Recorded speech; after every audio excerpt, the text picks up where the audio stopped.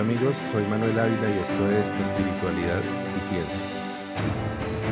El día de hoy tengo un nuevo conversatorio y en este caso es la primera vez que tengo un invitado que no está físicamente aquí conmigo, una persona que ha sido muy importante en mi vida y que ya he referenciado en algunos de los episodios anteriores, que ha sido también como en parte mi guía y quien me ha llevado a dos de los eh, como de los lugares y de los procesos espirituales más importantes que he tenido, que fueron el yagé y, y luego mi proceso con las comunidades indígenas.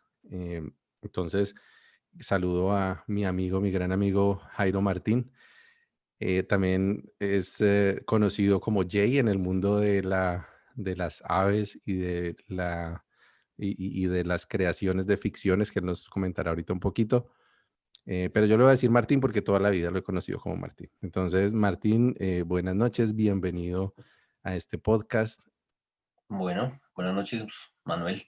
Entonces, qué Exactamente. chévere compartir este espacio, este tiempo, este trabajo que estás haciendo, bonito, interesante y sobre todo valioso en términos de documento, ¿no? Es decir, qué chévere que tus descendientes más tarde escuchen lo que el padre hizo para recuperar la memoria y para ayudarles a construir y a reconstruirse a ellos después, cuando es un viaje en el tiempo esto. Pues es exactamente el propósito principal. O sea que definitivamente ahí seguimos en la misma vibración porque esa es la razón principal. Ahorita de pronto te cuento un poquito más sobre eso, pero primero, antes de entrar como en materia, me gustaría que le cuentes sobre todo, pues yo conozco tu camino y lo que has venido haciendo mayormente, pero pues para las personas que escuchan este podcast y las futuras generaciones, que nos cuentes un poquito quién es Jairo Martín o Jay Martín y cuál ha sido tu camino y qué andas haciendo ahora.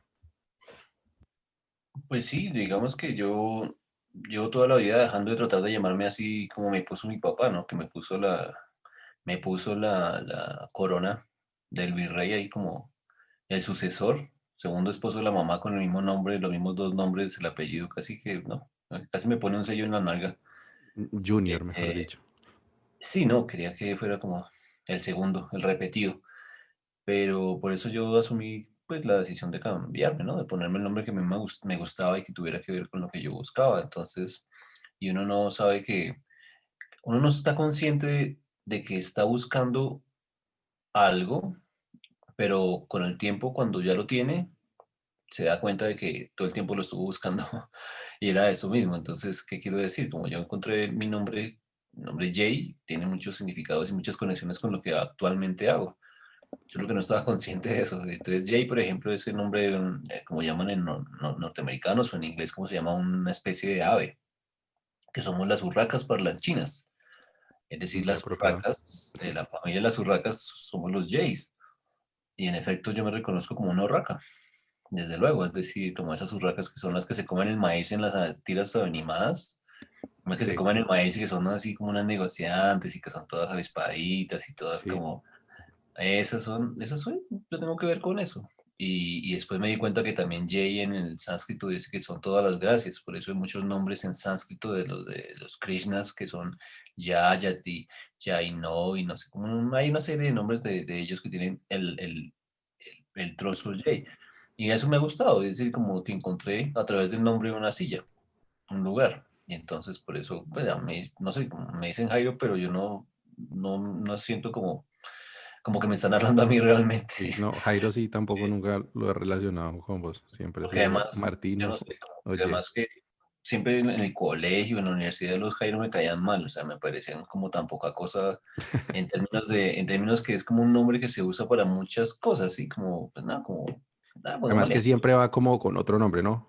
Jairo algo. Sí, Jairo Alonso, Jairo Fernando, no sé qué, sí, no, o sea, qué pereza llamar, así que, y con el perdón de mi papá, ¿no? Porque está, pero qué pereza, la verdad, entonces el repetido de la familia no quiere, entonces, pues eso, entonces yo, como digo, ¿quién soy? Como ya lo estuve diciendo, es el que no, el que no se acomodó, sí, que no logró acomodarse, sí, Ujú. no siempre estuvo incómodo, entonces, pues, cuando uno está incómodo le toca moverse hasta que A encuentre ver. la silla y la encuentra, ¿sí? O sea, uno busca y la encuentra.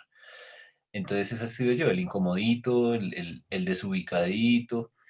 Recordarás que cuando estudiamos electrónica siempre había como unas burlas hacia mí, como que yo era el fresco, como relajado, como el no sé qué, el desubicado. Y sí, en Sí. efecto, estaba desubicado. Yo en esas clases de tratamiento de señales me sentía el más perdido. Yo mismo me preguntaba, pero ¿qué estoy haciendo acá?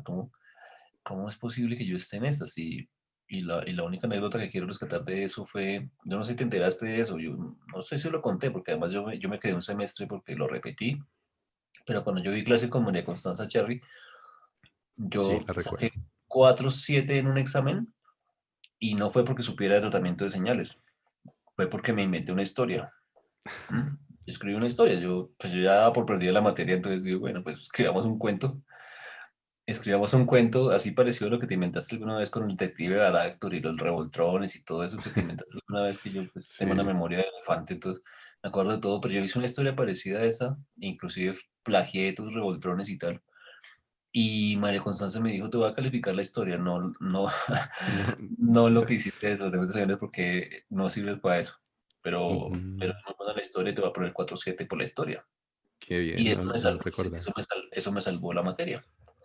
Entonces desde Genial. ahí, sí, desde ahí yo estaba perdido, pero no tanto. Es decir, pues tú sabes, nosotros tratamos Ujú. inclusive de hacer un cortometraje, desde entonces hacer un cortometraje con el Pacho Francisco, que era el Sperman, como el que tú le llamabas, el no sé qué vainas, un grandote que era bueno, y nosotros hicimos hasta para vender en Citec. Sí. Entonces, Que fue esa solo, película y solo tal, como referencia para el público que no conozca muy bien nuestra historia, estudiamos tecnología en electrónica y telecomunicaciones. Eso fue en el 96, ¿no? Que empezamos. del Pero 96 al 2000, pues en al mi caso, 2000, al 2000. sí. Sí, claro, estudiamos juntos y su merced y yo nos conocimos justo en la entrada, me parece que fue que nos vimos, yo recuerdo que nos saludamos a la entrada y ahí alguna pregunta, algo así, no sé. Yo me acuerdo de hecho desde el principio, Sí, recuerdo sí, que sí. Yo creo que desde el principio hicimos, entonces hicimos buenas uno, migas.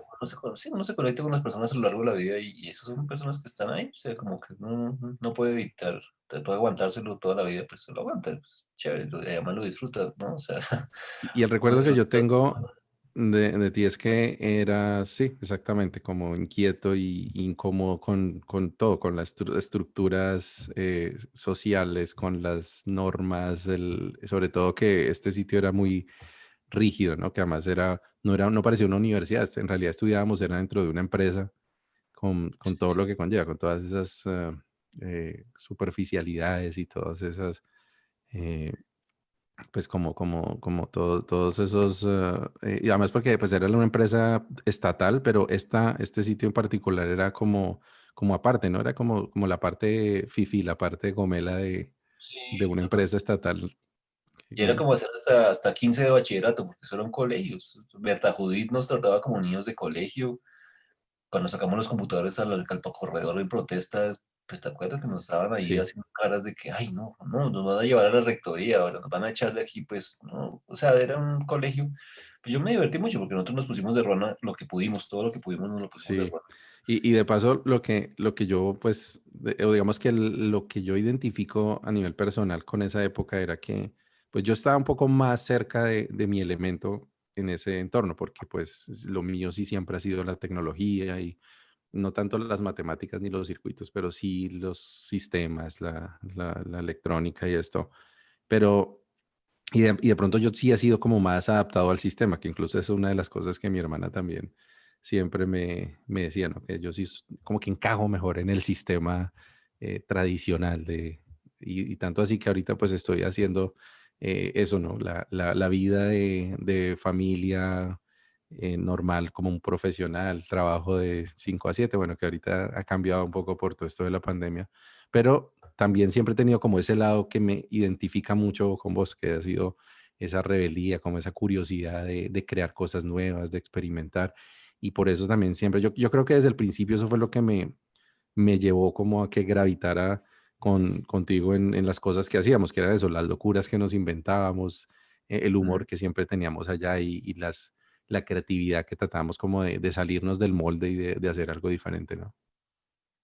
Sí, sí, en efecto, pues, no sé, digamos que a esta edad que estamos rodeando los 40, yo por encima y creo que tú apenas llegando, No, yo ya pasé eh, así, eso, así acabo de dar el brinco. eso, en este momento, pues hay tantas cosas que se han, como digámoslo así, caído por el peso propio de lo falso, de lo que le dijeron a uno que era, es decir, desde ese mismo ITEC, del colegio que uno estuvo, todo lo que nosotros, procesos que pasamos nosotros como personas de una clase trabajadora, básicamente, que le dijeron a uno un poco, bueno, mi mamá me decía que, es que si uno follaba el día de Viernes Santo se quedaba pegado, ¿sí? Ujú. Y entonces uno, pues lo que nosotros nos hemos dedicado, pues yo recuerdo es como a romper esos mitos, es decir, uno sistemáticamente se ponía a prueba todas esas cosas a ver si era verdad.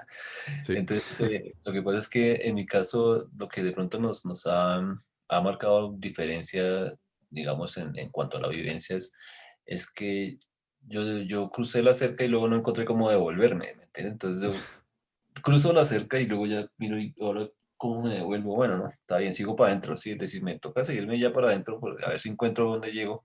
Es como Ujú. un poco la sensación, es decir, yo me dediqué a romper mitos, a cruzar cercas y a mirar a ver a dónde voy a parar con este camino ya después de haber saltado por la cerca y no saberme devolver.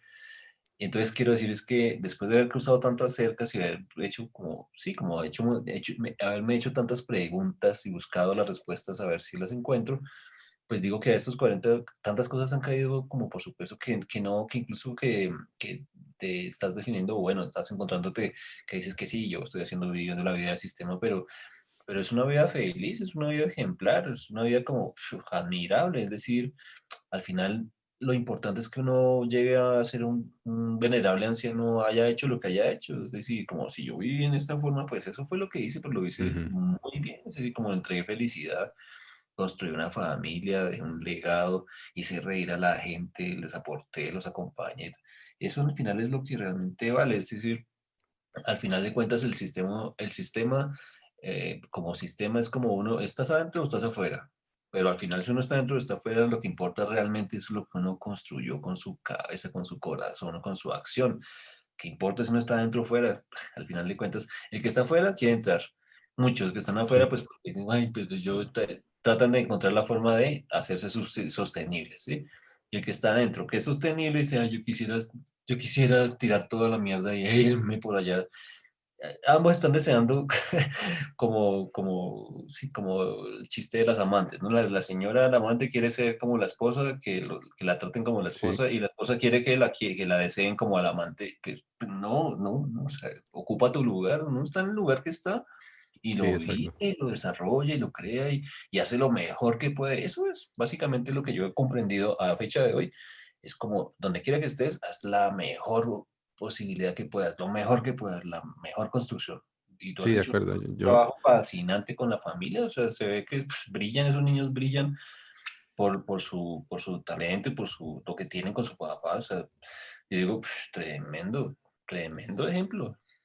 sí, muchas gracias. Pues eso ha sido un trabajo pues esto no viene de ahorita. Yo empecé las historias que estoy relatando de mi camino espiritual con la historia de mi papá, que no sé si la escuchaste, y la de mi mamá, que fue como un trabajo ahí medio investigativo que hice con ellos, de entrevistarlos, de preguntarles su historia y demás. Y me doy cuenta que eso que dices de mis hijos, como reflejan pues como una felicidad y una tranquilidad y esto, pues eso es lo que ellos han venido trabajando. O sea, eso, desde que los abuelos empezaron a tratar de salir del hoyo, porque es que cuando uno mira, digamos, en el caso de tus padres seguramente es lo mismo, y mis padres, que les tocó salir de un pueblo muchas veces por la violencia, por la pobreza, por el abandono, pues luchando y tratando de construir algo, pues es eso, ¿no? A nosotros nos tocó como eso intermedio, ¿no?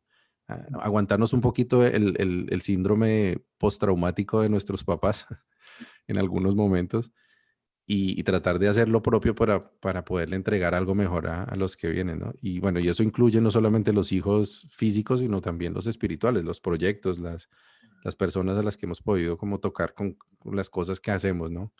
Y de pronto ahí es donde me gustaría entrar a que nos cuentes un poco lo actual, ¿no? Porque ahorita nos vamos a devolver, te voy a preguntar, volver como a esa época donde empezamos a caminar juntos también en la espiritualidad.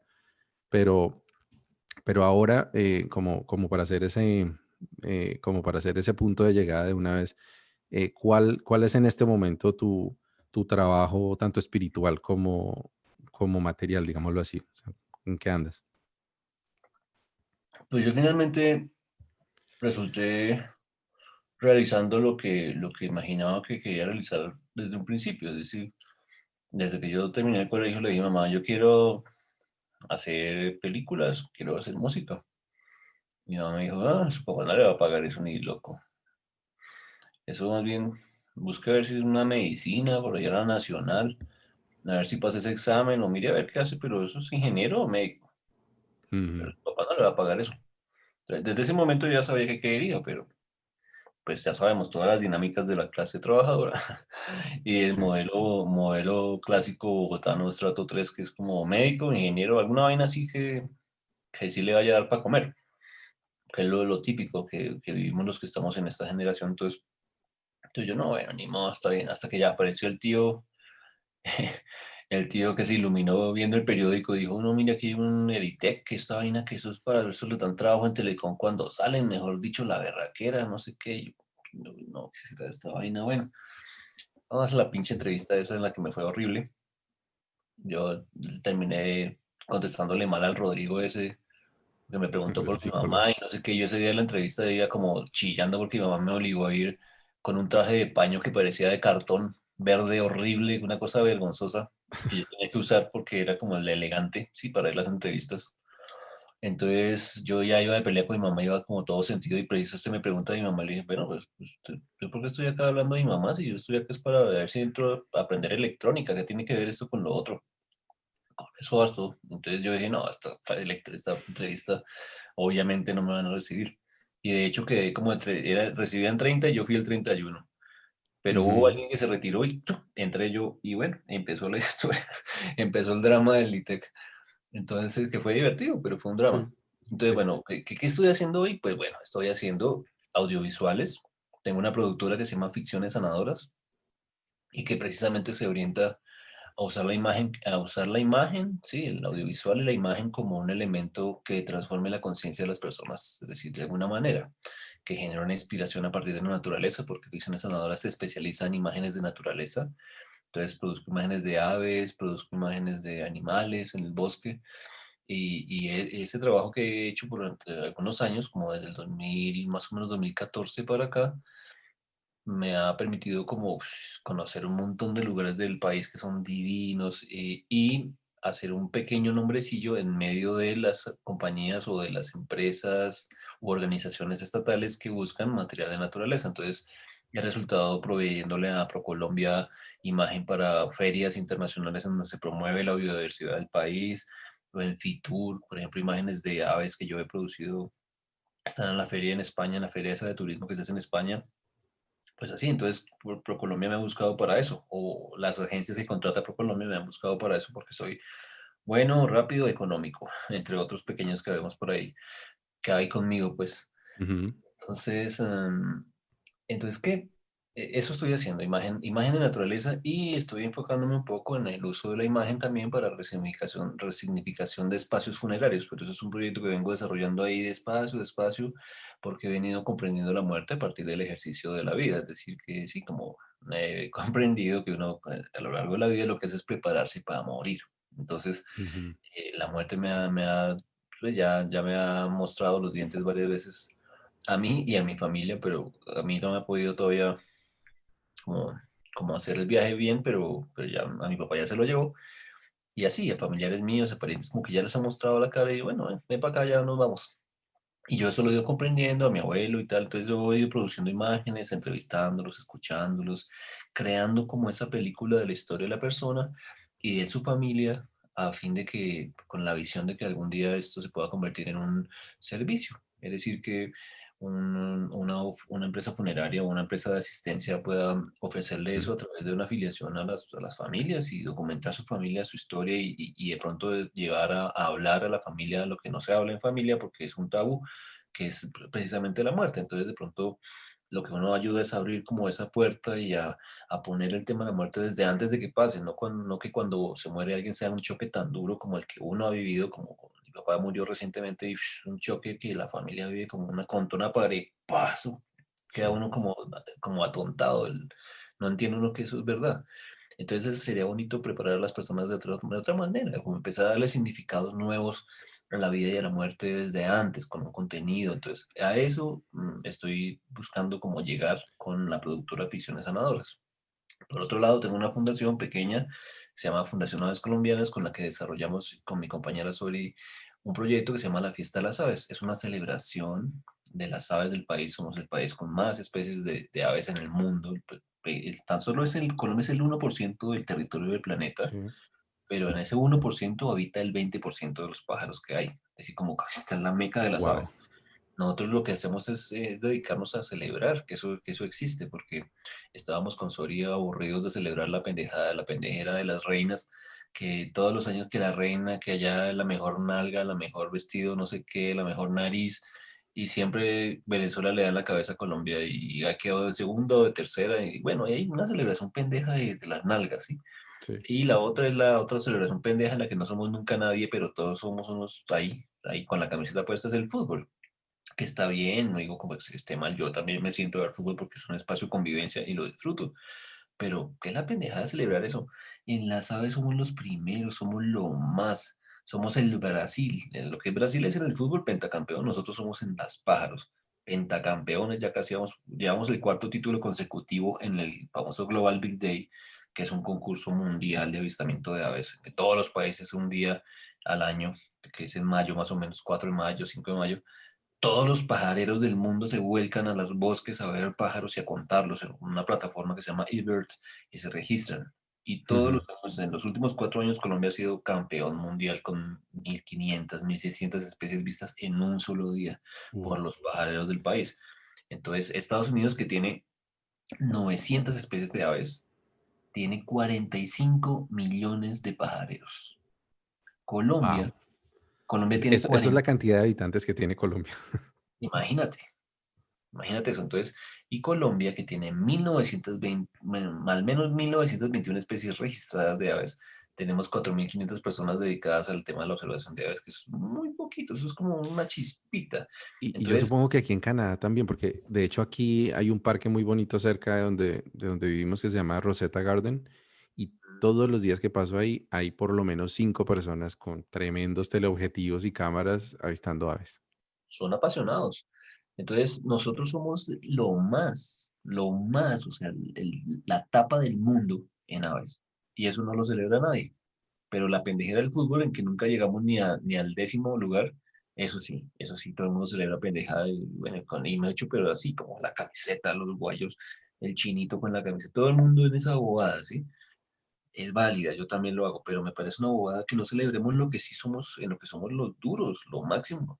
En Sí, eso sí somos lo máximo, pues hagamos una fiesta de esa vaina, entonces se llama la fiesta de las aves, que en los tiempos que corren hoy, pues ya se vuelve como un acto de rebeldía, es decir, quiero como decir como que es un desafío al miedo, sí, a la tristeza y a todo lo que nos están dando hoy por todas partes, ¿no? En todas las pantallas lo que nos están dando como miedo, tristeza, encierro, susto, enfermedad, bueno, ya sabemos todo lo que nos dan. sí. Nosotros nos continuamos siendo los rebeldes del paseo, haciendo reír a la gente, haciéndola celebrar, poniéndola a jugar a través de la fiesta de las aves, que es una actividad en la que a través de la lúdica, la mística y la danza, en diferentes actividades, pues la gente aprende sobre sus pájaros y se reconecta con la naturaleza. Entonces, nosotros trabajamos con el ánimo de reducir los síntomas que produce el déficit de naturaleza. El déficit de naturaleza es un indicador que está establecido, así como los objetivos de desarrollo sostenible, existe un indicador que se llama déficit de naturaleza y en este momento está altísimo por el encierro. Entonces, Eso estamos me parece súper interesante porque justo te iba a preguntar, bueno, decías que hay que celebrar que tenemos esa diversidad tan enorme en aves, pero pues muchas personas que no han tenido esa experiencia o que realmente no se fijan en eso dirán, bueno, pero pues yo para qué quiero ver pájaros. Y lo que creo que eso va conectado es con lo que acabas de decir, el déficit de naturaleza. ¿Tienes que nos puedas contar cómo el, digamos, que se haya comprobado a nivel personal, a nivel como terapéutico? ¿Cuál es el beneficio de esa experiencia de avistar aves, de conocerlas, de trabajar con ellas? Sí, pues el déficit de naturaleza está documentado científicamente. Hay Sí, estudios pues, que hemos estudiado. Hay precisamente en Canadá hay una gente que estudió eso y en Estados Unidos hay otra, una universidad. No sé de memoria los datos, pero los tengo ahí porque tuve que leerlos para poder entender lo que estamos haciendo.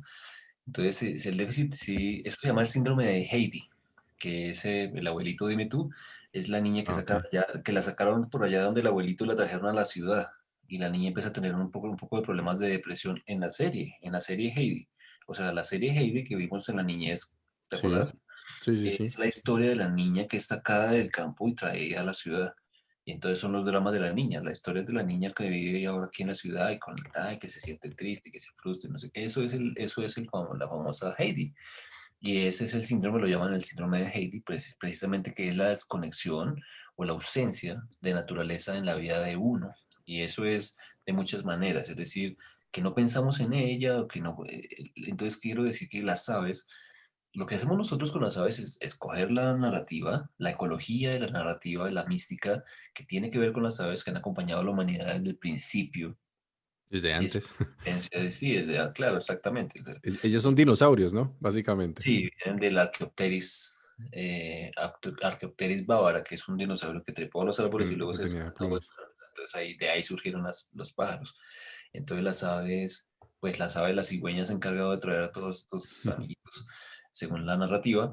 Y así, las aves siempre han estado ahí presentes. Entonces, lo que nosotros buscamos es a través de un ejercicio narrativo que se usa mística, lúdica, danza, tal, siempre con narrativa, es poner en la cabeza de las personas que hay unos seres en el bosque que son administradores, guardianes y que están allá. Es decir, que cuando uno va a un bosque hay muchos más ciudadanos que el ciudadano que uno considera como ciudadano. Es decir, yo soy ciudadano, tengo cédula, ¿sí? Pero un Sí, árbol no es ciudadano, porque pues no tiene cédula, entonces no es ciudadano, pero resulta que es un ciudadano más. Es decir, ahí está el ciudadano árbol, ciudadano pájaro, ciudadano araña. Todos esos son ciudadanos que están ahí. Es más, antes que yo llegara estaban ahí. Tienen más ciudadanía sí. que yo. Entonces tiene que ver un poco con eso, es decir, poner en la cabeza de las personas la idea de que allá en el bosque está algo y que yo puedo acceder a ellos a través de una conexión narrativa, conceptual, una danza. Y entonces la persona que hace para nosotros la actividad de la danza, pues va contando su historia, va diciendo, el pato hace esto, el pájaro, el cóndor hace esto y se mueve así, y está en estado de amenaza, pero él se encarga de hacer tal cosa. Y entonces mezclamos elementos de la ecología, de la mística, asociados con ese pájaro para que la gente a través de una historia, que es lo que nos gusta desde el origen, también nos gustan las historias, a través de una historia, pues uno diga, wow, qué nota. Y además tenemos una actividad que se llama el oráculo de las aves y que le ayuda a descubrir a la persona su ave de poder. Entonces generamos identidad, identificación, apropiación social del patrimonio natural. Es decir, ahora si yo soy un cóndor o si yo soy un colibrí y tengo en mi vida unas vivencias, unos comportamientos, unas tendencias en relación con el colibrí afines, entonces se encuentra una identidad. Es decir, podríamos construir incluso una identidad de país, como el país de las aves. ¿Sí? Así como Brasil es el país del fútbol y otros países que es el país del queso, yo no sé, Suiza supongo. Pero nosotros somos el país de las aves y la gente que lo habita, pues le urge tener una identidad, es decir, que mame era el Pablo Escobar, me sabía a cacho, sí me sabía a cacho un poco, inclusive el mismo café, el pobre Juan Valdés con esa rona toda ya raída y arrugada de tanto sacarle jugo y ordeñarlo y atracarlo de frente, sí, como con esos créditos que le dan a los pobres campesinos cafeteros robándoles hasta, me han dicho, hasta el plato de huevos que tienen en la mesa le van robando. Eso ya me sabe a cacho también, es decir, ya no más café, hombre, qué sembradera de café, monocultivo acabando Más con porque todo. ya Vietnam nos quitó hace rato el No, segundo y es puesto de que productor. me he enterado de todo lo que pasó con el café, esas variedades, el arábico y no sé cuáles son. Hay unas variedades que hubo en los años entre 70 y 80 más o menos, que tenían que talar el bosque entero para poder poner ese café ahí porque necesitaba rayo de sol. Es decir, no Sí, era claro, café no, no con está en la sombra. sombrillo, sino era un berraco café que había que talar la montaña entera para poder sembrar esa vaina de café, y es la variedad que más se usó en Colombia. O sea, el café acabó con bosque nativo, así como ahorita la palma de cera, ¿sí? Sí. La palma africana, quiero decir. Qué desastre esa vaina. Entonces, Y ahí están los derrumbes, ahí están las inundaciones. qué desastre esa vaina. Entonces, para que los pinches ingleses o yo no sé quiénes, los que compran el café caro de Colombia, se tomen su pinche tinto gourmet en su pinche mesa con su pinche vajilla japonesa, eh, se acaba de acabar unos hectáreas enteras de bosque, kilómetros enteros de bosque para que ustedes tengan su pinche café. Eso me saca la piedra. Entonces, digo Y, que la identidad de país a partir de la construcción de las aves hablan del bosque nativo, original, porque es que las aves están en los bosques nativos. Las aves y más te iba a decir, sorprendentes están allá. te iba a decir que con respecto a la identidad, me llama la atención que dices que en Estados Unidos hay 900 especies, alrededor de 900 especies de Sí, aves versus 1900 y pico en Colombia. exacto. Y Estados Unidos ha construido su identidad o parte de su identidad alrededor de un ave, porque el águila calva para ellos es, además, a un nivel que uno ve el águila calva en todo, o sea, está en los escudos, está en los logotipos, está en las banderas que la gente utiliza, está, y la gente ve y se identifica con esa ave porque es una ave imponente, porque es una ave que es, pues es bella, pero además también es, ataca, ¿no? Que eso es parte de la identidad de Estados Unidos, ¿no? De no esperar a que le traigan. Y entonces a mí me surgió alguna vez bueno, creo que no solamente a mí, ha habido escritores que han dicho, ¿será que escogimos mal el ave que nos representa en el escudo? ¿Qué opinas al respecto? ¿Qué ave pondrías en el escudo de Colombia o dejarías ahí al cóndor? Eso es una supervisión la que estás planteando porque es muy significativa. Es decir, no sé, pues yo también he echado cabeza a eso, ¿sí? Es decir, Ujú. también crucé un poco de cerca buscando esa pregunta, esa respuesta. Y resulta que el cóndor, para nosotros en nuestro oráculo de las aves, esta es la carta número 13, ¿sí? En el Ujú. oráculo de las aves, el cóndor es el 13 que representa el equiparable en el tarot de Marsella es el 13 que la llaman la muerte, pero realmente es el arcano sin nombre, que es la calaverita esa de los Sí, victorinos, que sí, está ahí sí. con las cabezas flotando y con o sea, como nadando entre el agua y tal, que es como la La ruptura. parca. Exacto, la parca, cuando algo necesita morir para que se renueve y no sé qué, toda esa onda es así. Y en efecto, el cóndor en cuanto a los ancestrales como un ser que conecta los mundos, viaja a los mundos, ya ves, come carroña, ¿sí? El cóndor come carroña, no caza, porque el pobre cóndor tiene la mala suerte de que lo han conectado como si fuera cazador. El cóndor no es cazador, el cóndor se come lo que está muerto Sí. y listo, ¿sí? Entonces, bueno, ahí tratamos de salvarle la imagen del pobre cóndor porque lo han cazado por eso, lo han castigado por Dicen creerlo, que es por un chulo glorificado, algunos sí, críticos. este muchacho y bueno, en la familia, en el orden de esos pues, digamos que chulos, que son los gualas y toda esa vaina, entonces él es el rey, Ujú. pues, él es el encargado de llevar la carroña para arriba, entonces el hecho de que esté en el escudo nacional, ¿sí? Tiene una vaina, un significado profundo en términos de que Colombia es el país del sacrificio, ¿sí? Ujú. Acá se sacrifica la gente y el pájaro que está en el escudo es el encargado de recoger toda esa carroña y llevarla y ofrecerla, ofrendarla. Sí, es como tiene mucho trabajo el pobre cóndor acá, o sea, trabaja horas extras, porque es un país de sacrificio, acá se sacrifica, sacrifica a la humanidad. Entonces, hay una conexión ahí simbólica que es Sí. bien interesante Y hay una conexión y además con el tema de personal. la resignificación de la muerte, ¿no? Porque precisamente yo creo que, es decir, en parte el hecho de que las personas en Colombia no sientan esa identidad con el ave nacional, como los americanos sí con su águila calva, es precisamente por el hecho de que ya la gente sabe que es un ave de carroña, ¿no? A nosotros nos enseñaban en la escuela que es el rey de los Andes, que guardián de las montañas, pero poco a poco como que hizo más carrera, no, pues es un chulo, o sea, básicamente es un animal de carroña, entonces es un poco como vergonzante para la gente, pues no, uno no ve que la gente tenga una imagen de un cóndor en su casa, ni lo pongan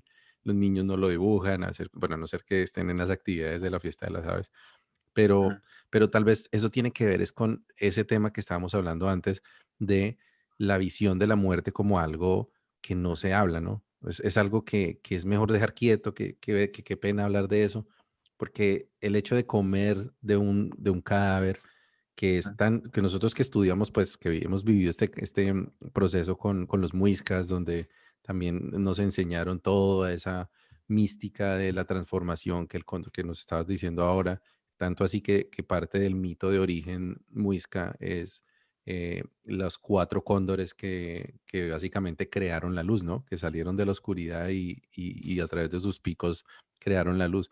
Pero, Sí. pero entonces, pienso que ahí es donde está ahorita la conexión con lo que estás trabajando con ficciones sanadoras, de pronto darle el significado o como resignificar también ese significado del ave nacional, del cóndor, porque creo que lo que tú dices, o sea, el trabajo que hace y lo que debería significar para nosotros como colombianos es algo de muy elevado nivel, ¿no? Sí, sí. De hecho, el cóndor tiene una profundidad importante, es decir, realmente es un guardián muy importante, pero una cosa es la labor que el cóndor desempeña y otra cosa es el trabajo ecológico que realiza. Es decir, nosotros estamos basados en el mito en cuanto a la carroña que se come, pero es que es el mito que nosotros aceptamos del símbolo que se nos dio. El cóndor no fue puesto al azar, es decir, no como a alguien se le ocurrió, no, pues pongamos un cóndor, ¿no? Qué chévere. Eso tiene Ujú. una simbología profunda, pero como digo, al águila se le puede ver como una rapaz perversa, o como se le ve desde los Estados Unidos, que es como el águila que tiene que Imponente. aletea poco y avanza, aprovecha las corrientes, como cualquier rapaz. Las rapaces son hábiles para aprovechar las corrientes, no como una gallina que tiene que, aparte que sale corriendo, tiene que aletear para ayudarse a correr, ¿sí? Es decir, Sí, realmente hay una diferencia en eso. Entonces, el águila y el cóndor mismo saben planear las corrientes, aire caliente, saben moverse, saben hacer, o sea, son verdaderamente sabias. Pero nosotros nos hemos comido el lado carroñero. Es decir, estamos dándole el valor del lado carroñero, nos estamos conformando con esa parte que se nos da, ¿sí? Y resulta que nosotros pues, somos el país de las aves, es decir, el cóndor es una especie sombrilla. De la vida del cóndor y de las acciones del cóndor dependen un montón de especies debajo, ujú, como el oso de anteojos, como especies sombrillas se llaman. De su trabajo ok, depende los frailejones, los páramos, eso está conectado con muchas cosas. Y eso es lo que nosotros somos, generadores de vida. Por el lado positivo, cuando nosotros somos como, que somos la despensa, al final de cuentas no le vamos a comer a un montón de gente y no nos tienen ahí guardaditos como para la reservita de la despensa, pues claro, nosotros somos la despensa que está guardadita y el día que nos neguemos a hacerlo, entonces ahí es que nos van a mostrar el amor que nos tienen guardado. Entonces, sí, los símbolos son muy importantes. Nosotros en lo profundo lo que estamos buscando es trabajar en la resignificación de los símbolos nuestros, es decir, como venía diciendo, la identidad de país a partir de ser el país de las aves, de los colores, de los sonidos, de los pisos térmicos. ¿Por qué hay tantos pájaros acá? Pues porque hay cinco, sí, pisos térmicos desde el páramo hasta el cero, hasta el nivel del mar, con todas sus grandes diferencias, valles interandinos, ríos, montañas, páramos, desiertos, tenemos lo que queramos y cada pájaro está en ese territorio, es decir, como hay aves de cada territorio, del bosque seco hay unas aves específicas, del bosque alto andino unas específicas. Yo resulté aprendiendo un montón de biología y geografía haciendo esto en la fiesta de las aves. Yo me sé los nombres científicos de los pájaros, ¿sí? O sea, yo no, ujú, sé un montón de cosas, pero lo hice pues produciendo las cartas y preparando los juegos fue que aprendí un montón de cosas que son tan buenas, es decir, como que chévere saber sobre todo eso y comprender las relaciones entre las aves y los entornos, porque al final lo que nosotros hemos entendido es que lo que buscamos también es como ayudar a resolver relaciones, es decir, establecer relaciones entre la persona y su entorno natural usando como puente la narrativa de las aves. Es decir, que la persona como que a través de las aves y de los cuentos y de los chistes y el oráculo y todas las cosas que hacemos, la danza, y así, "Ush, qué nota estos bosques, qué nota estos pájaros, qué bonito el país en el que estoy, qué chévere, y que además yo soy un pájaro. ¿Cuál fue el pájaro que me salió? Ah, resulta que yo soy no sé, una tángara, o soy un qué, una rapaz, por mi forma de pensar, por mi forma de ser, porque soy así o así, como yo acabo de decir hace un rato, yo me reconozco como una urraca porque es que en efecto lo soy, sí, como, y además me da gusto serlo así porque pues es lo que yo tengo, y soy sí, el que Jay. uno, pero fíjate cómo cambia la, la narrativa cuando se conoce, cuando se aprende, porque para uno que no sabe, la urraca podría ser vista también con una connotación negativa, igual que el cóndor, ¿no? Que es chisme, que es, sí, como como la falta de sustancia, porque pues si uno ve las urracas representadas como en los dibujos animados o en Los que se sí, roban el en las maíz. historias, sí, o sea, no pasa de ser un ave así medio, sí, ¿Mm? como medio raterita y ya. Pero Sí. claro, hay todo unos significados que me parece chévere que lo digas con ese orgullo, ¿no? Pues necesito una urraca y veo el poder y la capacidad. Porque ahora lo otro que me imaginaba es que los niños, por ejemplo, que se identifican con un ave, que aprenden, bueno, esta es tu ave de poder. Yo me imagino Mm. que, y sobre todo teniendo acceso hoy en día a Internet con Google, ahí mismo lo que van a hacer es ir a buscar en Google y leer sobre esa ave y buscar imágenes. Y eso creo que genera además el interés adicional por luego irla a ver en su entorno natural. Sí, Ah, participar de pronto en una salida de campo, hacer es fotografía. Es correcto, exactamente. Nosotros lo que tratamos de tender es un puente para que la persona pase y se reconecte, así como habite el bosque. Entonces, ¿dónde empieza uno a habitar el bosque? Acá sentado en este escritorio. Uno empieza a establecer una relación con el bosque desde acá. Es muy fácil ser ambientalista en el bosque, ¿sí? Como, claro, sí, es decir, quiero decir como ambientalista, como, qué lindo todo esto y tal, pero en donde realmente necesito serlo más, es aquí en el escritorio, en la casa, donde ahorita que si cojo y saco esta bolsa plástica donde están las papas fritas, pues la tiro a la basura y no separe la basura de una de la otra, o poco de plástico, que todas las noches, ¿cuántas, aquí las familias colombianas que tragamos tanto pan aquí en Bogotá, cuántas bolsas plásticas fluyen cada noche? Pues no sé, 5.000, porque hay 5.000 panaderías, supongo. Entonces, cada uno va a comprar el pan y la leche y una bolsa plástica cada noche. Imagínate, eso son 5.000 bolsas cada noche. ¿Ah? Al mes eso es ya no sé cuánto, es como 1.500.000 de bolsas, yo no sé cuántos, 15 millones de bolsas, no sé cuánto da esa cuenta, pero es Supongo que eso mucho. deben ser cientos Entonces, de millones probablemente. entonces las relaciones están desde aquí, exactamente donde estoy sentado aquí. Aquí es donde empiezo a establecer relaciones positivas con eso que está allá. Es decir, esto hace parte de mí, yo estoy acá, es decir, pertenencia, apropiación social del patrimonio natural. Y eso es lo que los norteamericanos, que es una paradoja, así como hay unas paradojas que son interesantes de Sí, estudiar. Mira, ahorita hay una polémica, digamos, que porque hay un personaje que es interesante, que propuso, que logró, digamos, que se le reconociera un permiso del gobierno de cultivar especies endémicas de aves, es decir, como de ir a buscar los nidos, sacar los huevos y reproducirlos acá para poderlos vender. Y entonces uno dice, ¿cómo así? ¿Qué sentido tiene esto? Pero el ujú, man en su argumento dice, si la gente, sí, es como con la marihuana, ¿sí? O sea, sí, si la gente coge acá y hay un mercado y nosotros ofrecemos ese mercado a partir de las especies que reproducimos acá, entonces los cazadores y los traficantes van a dejar de ir al bosque, arrancarlas de allá y acabar con todos los ecosistemas sí, y mejor las compran acá. Acá las producimos en cautiverio y las mandamos y listo, ya satisfacemos una demanda. Pero entonces, pues, obvio, en el otro contexto uno dice, pero ¿cómo así con la demanda? ¿Cómo es posible que uno quiera satisfacer una demanda de pájaros en una jaula? Tiene un huevo, es decir, ¿qué es eso? Pero sí, está claro que la demanda existe. sí. Yo estuve en Indonesia hace unos años y encontré allá una guacamaya colombiana por 45 millones de rupias, que son más o menos 9 millones de pesos colombianos. A ver, a fecha Wow. de hace 3 años que estuve allá, encontré una tangana multicolor en una jaula en un mercado negro donde me fui a investigar la vaina, que es una ave como de aquí del Valle del Cauca. ¿Cómo llegó? Pues claro, Ah, porque y en se las el llevan bosque, metidas entre la ropa y todo, ¿no? Los sí, traficantes. cogen las botellas de Coca-Cola o las botellas de gaseosa, digamos más bien, Sí.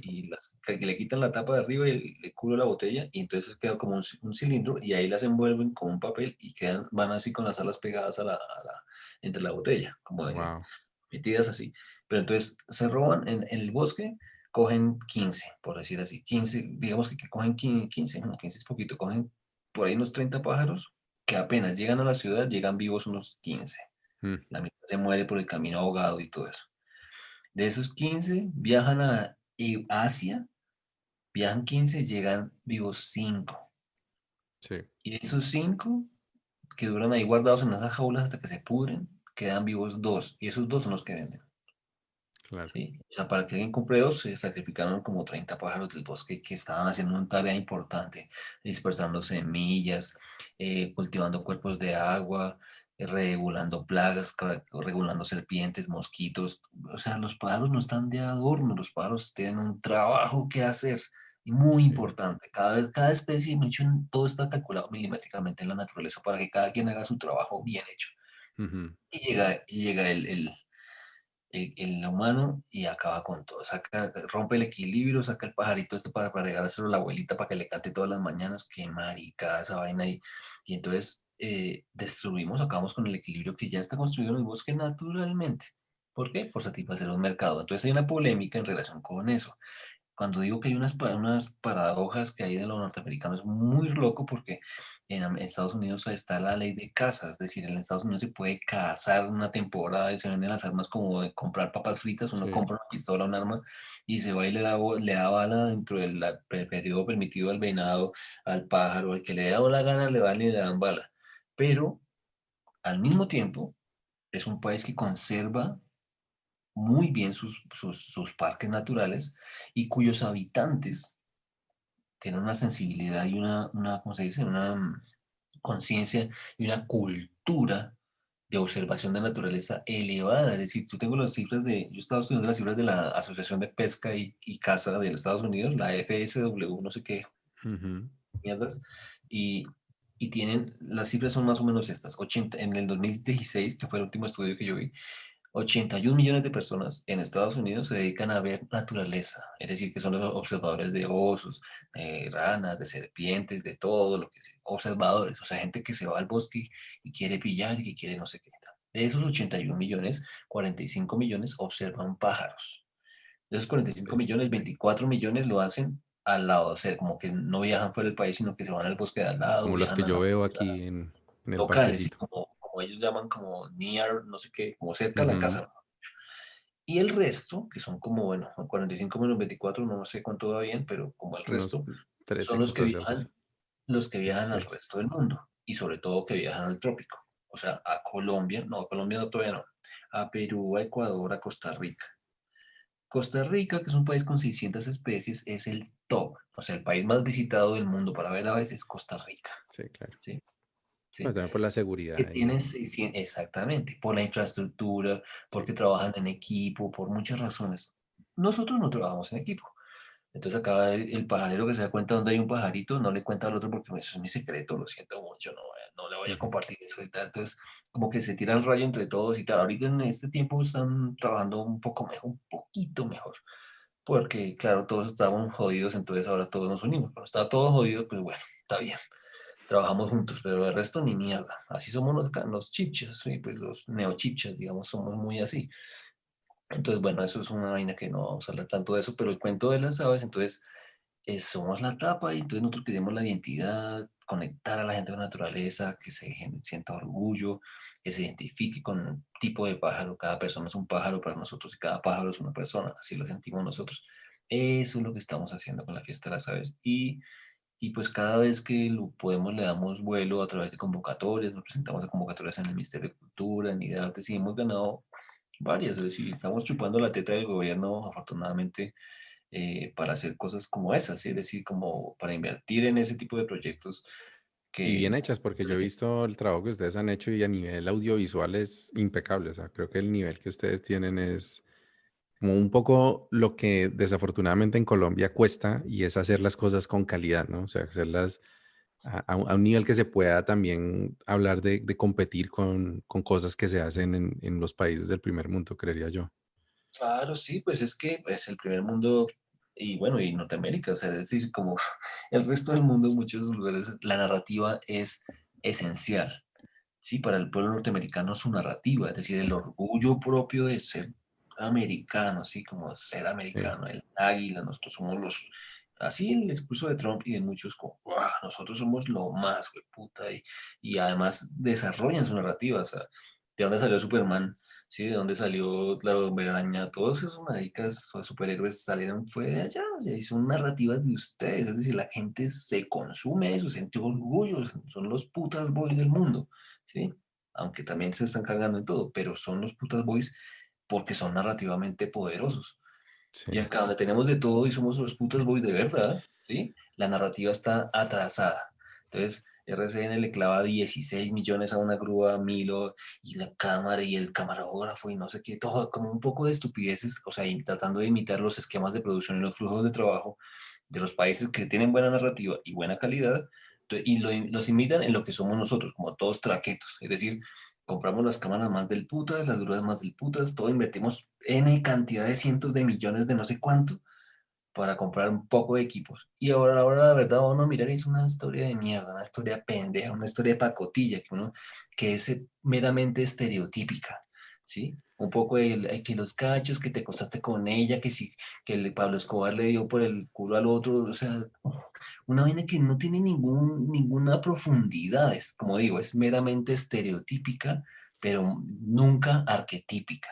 Entonces, no es una narrativa que le llega al corazón de la humanidad, que viaja, que se puede exportar de verdad con orgullo, que chimba esto, como si lo son los Avengers, ¿sí? O sea, los Avengers Sí. son, pues, que los que salvan el mundo y tal, pues, más allá de cualquier debate que uno pueda tener al respecto de eso, los americanos saben exportar su narrativa, los colombianos a duras penas, el Juan Valdés, que es un ahí Es pobre que no la campesino. tenemos. Es que el problema es que no la tenemos porque la tuvimos, porque si uno mira los mitos de origen, las historias, las leyendas, Claro. las historias de todos los pueblos indígenas, por lo menos los que yo conocí, son cosas que generan una identidad y un orgullo además generan una relación con el entorno, con el medio ambiente, con la comunidad, con el cosmos.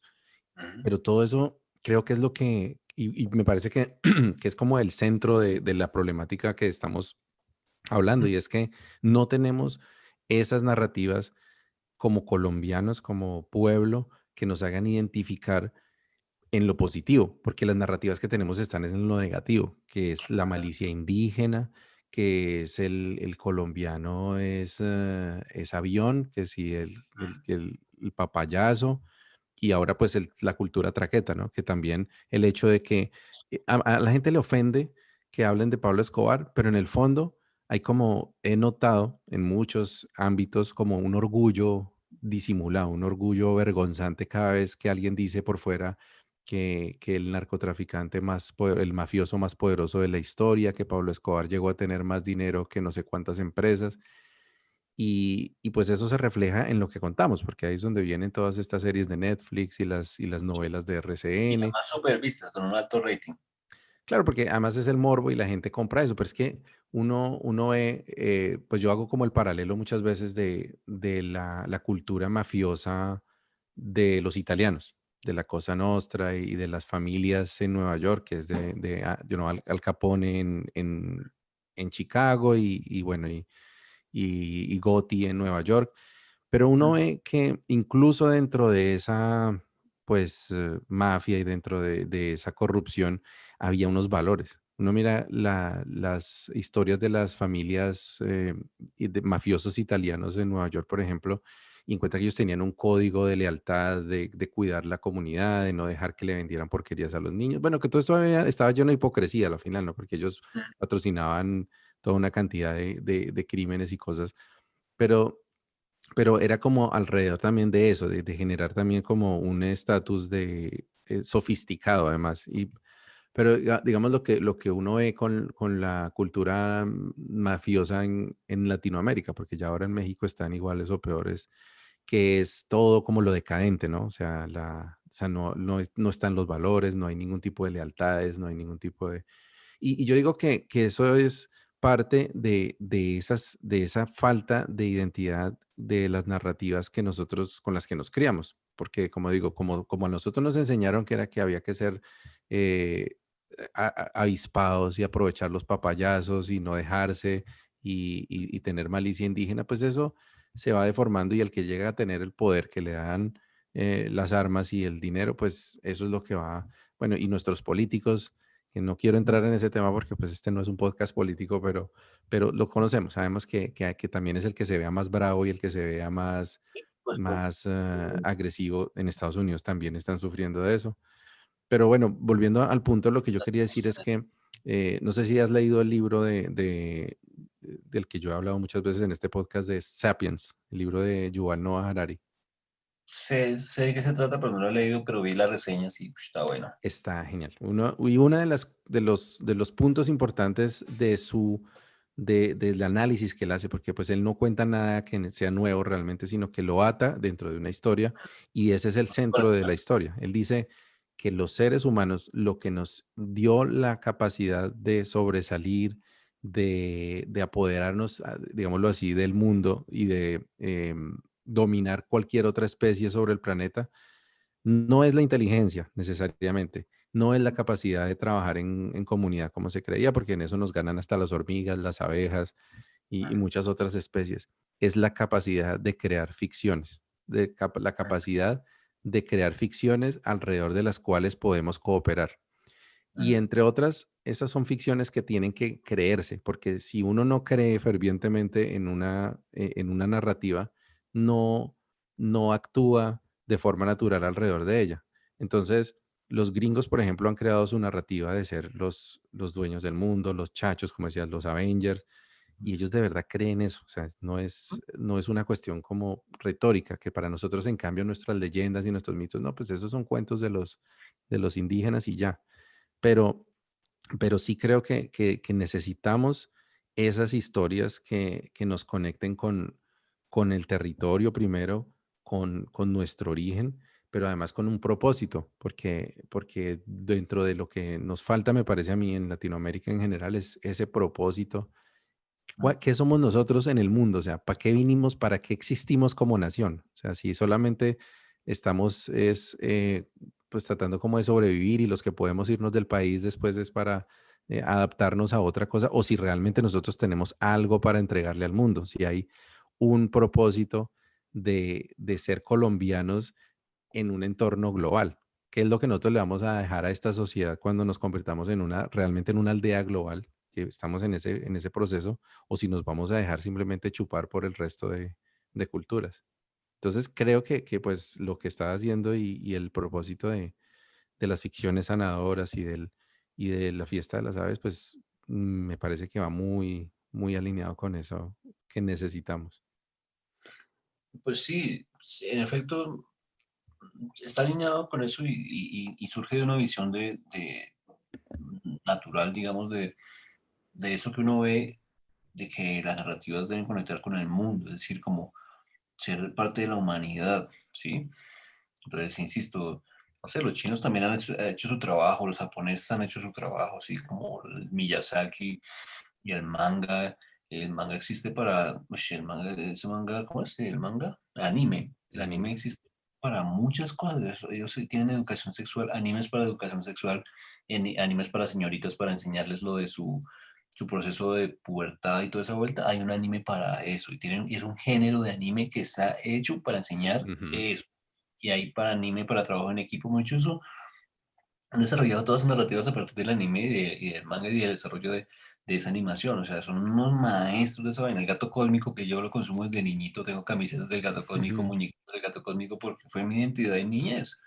Y el mostrico que se transformaba y que hacía magia, pues esa es la magia que uno está ahora queriendo aprender a hacer con el trabajo espiritual, que es una transformación. Al último es una transformación de algo en algo distinto.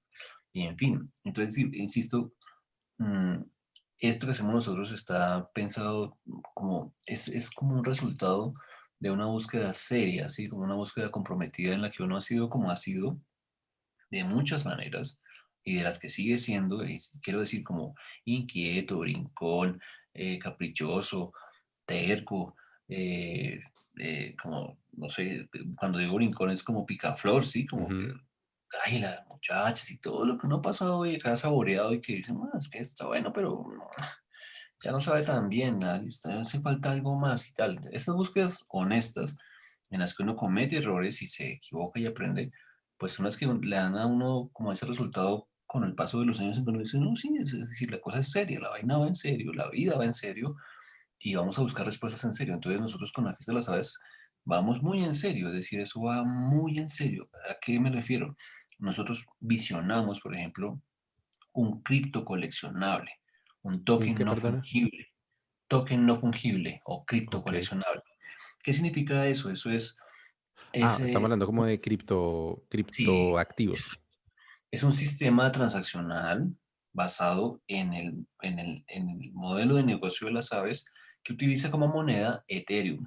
Sabes que hay Ujú, Bitcoin, sí, Ethereum. Nosotros queremos desarrollar ahora, basados en Ethereum, un token no fungible, algo que es como basado en las aves y en el negocio de las aves, tanto a nivel de turismo como de conservación y tal. Visionamos un token no fungible acerca de las aves. ¿Y eso qué significa? Nosotros queremos conectar con el mundo, queremos ser, somos el país de las aves. Si un proyecto como estos no sale el país de las aves, entonces ¿de dónde va a salir un proyecto como estos? Si nosotros somos lo más. O sea, nos queda bien sacar algo como que vaya al mundo. ¿Sí? Una fiesta de las aves es como una cosa que somos el circo del sol de las aves. Queremos itinerar. Nosotros nos soñamos viajando con la fiesta de las aves por el mundo, hablando de las aves del mundo y tal. Es una cosa como una y inspiración. necesitamos como unos super amigos de las aves, ¿no? O sea, como una especie de Avengers de las aves, un superhéroes, también necesitamos eso, ¿no? Y lo que queremos Una entender cómo mitología. cuenta exactamente cómo se crean los mitos. Nosotros estudiamos mucho el cuento de la narrativa, es decir, no es que seamos unos ratones, unos que unos nerds de estudios, sino digo, como investigamos, como uno tiene toda la mano hoy día buscando con Google y con todo lo que puede, pues uno busca y busca y busca y encuentra unas cosas impresionantes y muy interesantes acerca de la narrativa y acerca de cómo se construyen los mitos a partir de las cosas. Por eso la fiesta de las aves a fecha de hoy es el resultado de una búsqueda profunda y seria y comprometida con la solución a un problema que es la carencia de identidad a partir de algo que somos, en lo que somos lo máximo. Entonces, ok, es lo que nosotros hacemos los pájaros, entonces busquemos cómo hacemos para que se construya una identidad. De pronto lo que estamos sembrando hoy no lo alcancemos a ver como creemos que va a llegar a ser, porque los años, el tiempo, no sé, la distancia, las cosas se cuajan con el tiempo, pero uno está sembrando algo que van a cosechar los hijos tuyos, o sea, los bebés tuyos van a sentir Sí. orgullo de ser los hijos del país de las aves. Eso lo estamos haciendo para eso. Entonces, no importa si nosotros no vemos el fruto de la vaina, nosotros estamos sembrando ya, pero eso es como una semilla que va a dar un árbol de esos como los que hay allá en esos parques, Ujú, las bueno, las secuoyas, secuoyas. no sé, como esos árboles que uno tiene que coger bus para darle la vuelta. Eso es lo que estamos sembrando nosotros, pero seguro que eso toma mucho tiempo en incubación. Nosotros estamos trabajando con todo lo que tenemos y podemos para poder mantenerse vivo y comer y vivir como a uno le gusta, pues no digo que con lujos, pero como a uno le gusta, o sea, con lo básico, pero bien.